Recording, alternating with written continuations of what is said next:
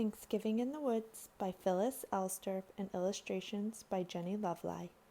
When fall winds blow cold and jack-o'-lanterns lose their smiles, when branches lie bare and cornstalks rustle in the wind, that's when it's time for Thanksgiving in the Woods.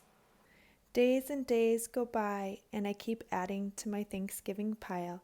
A tool belt and my favorite rocks, a rope, seashells, a flashlight, and brownie. Everything I'll need for Thanksgiving in the Woods. One chilly morning, Mama wakes me early. "Today's the day," she says. I stuff all of my treasures into a backpack. Mama gathers boots and winter coats. Daddy grabs his guitar and my recorder. "Come on," he says, "let's get going to Thanksgiving in the Woods." We drive and finally turn onto a curvy gravel road. That's when I see Grandpa, standing next to his orange truck. He starts the engine and I climb into the cab. Time to get ready for Thanksgiving in the Woods. We drive over rutted fields, then down a slope to a clearing under trees that reach to the clouds. I see the cousins building a fort right next to the little stream, a perfect place for our own Thanksgiving in the Woods. Daddy and Grandpa unload long wooden planks for tables and bales of straw for us to sit on. Uncle Charlie makes a bonfire while neighbors hoist a tarp over branches.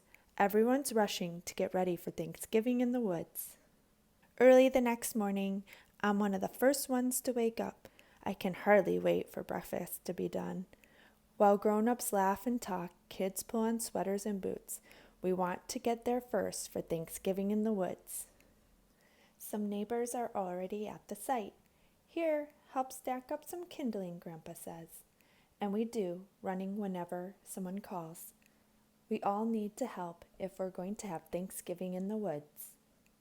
Soon, a tractor comes over the hill. Grandma and Mama sit on the hay wagon, steadying a load of pots and covered pans, filled with turkeys and dressing, mashed potatoes, peas, and corn.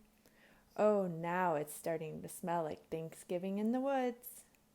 Neighbors, relatives, and lots of people I don't even know cross the field to the hollow under the hemlocks. They carry baskets and bags and boxes filled with apples and pickles and pies, every imaginable food to share for Thanksgiving in the Woods. At 1 o'clock, Grandma rings her special bell. We form a huge circle and sing, "'Tis the gift to be simple, 'tis the gift to be free." People talk for a long time about being thankful. Brownie gets very hungry waiting until it's time to start Thanksgiving in the Woods. Lines of people snake around the tables, filling plates with mounds of food. The cousins and I dart in and out, grabbing buns, turkey, and other treats we take to our fort. There we'll have our own Thanksgiving in the Woods. Grown-ups are playing fiddles, banjos, and drums and singing songs that everyone knows. Soon Daddy joins in on his guitar, and I make a tune of my own on my recorder, my way of celebrating Thanksgiving in the Woods. We stand around the bonfire, warming up on both sides. Grandma passes out marshmallows, and I take 2 to roast toasty and brown, one of my favorite parts about Thanksgiving in the Woods. When everyone's had enough turkey and potatoes and pumpkin pie, people start packing up their gear. In groups of 2 or 3, they walk back to the farmyard, bringing an end to Thanksgiving in the Woods.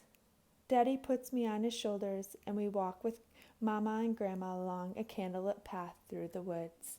I pull Brownie close to keep him warm, happy that he came along for Thanksgiving in the Woods. Back at the bonfire, I can hear a banjo and someone singing, "'Tis the gift to be simple, 'tis the gift to be free, 'tis the gift to come down where we ought to be." Now that's a perfect ending, Grandma says, as we walk in the dusk, a perfect ending to Thanksgiving in the Woods.